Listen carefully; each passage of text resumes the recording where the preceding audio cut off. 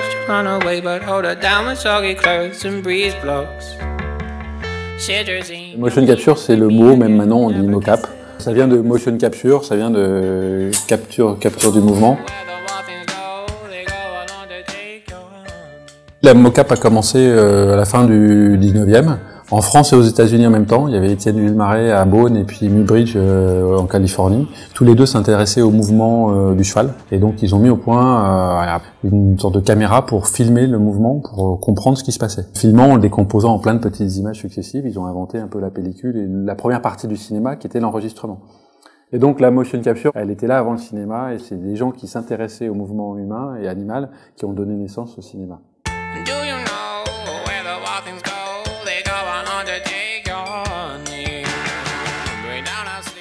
Et dès qu'on a voulu arriver à la troisième dimension, il a fallu attendre l'ordinateur. Et donc c'est l'ordinateur, c'est l'arrivée de l'ordinateur qui a pu faire que la mocap est arrivée dans les années 50-60 dans quelques très rares labos.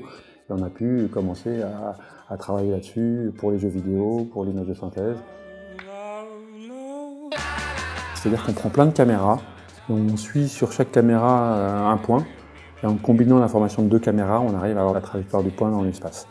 C'est un peu technique, ça s'appelle la géométrie épipolaire, c'est comment... Quand on voit un point sur une caméra, eh ben on sait que sur une droite, quelque part, il y a le point. Et si on a une deuxième caméra qui voit le même point, en faisant l'intersection de ces deux droites, on sait que le point était là. Et puis quand on a des images successives, on arrive à avoir une trajectoire 3D. Alors que sur l'image, elle est plate, on ne sait pas où est la profondeur. Donc il faut combiner deux caméras pour avoir la troisième dimension.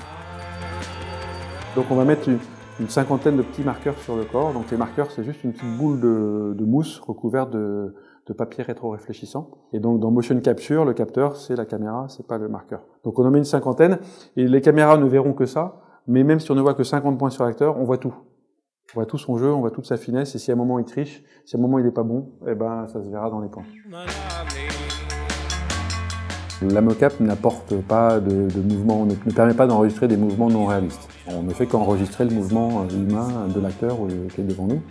Ce qui est clair, c'est pour moi, on est extrêmement exigeant, nous, spectateurs, sur ce que c'est que le mouvement et l'apparence. Le mieux qu'on puisse faire, c'est d'être fidèle. On peut faire des réglages différents, mais on l'améliore pas. Notre responsabilité, c'est de restituer ce qui était au tournage au mieux. C'est comme ça que la mocap existe et c'est ça qu'elle est au service de l'acteur et faire que l'acteur, la performance de l'acteur arrive jusqu'à la pellicule finale.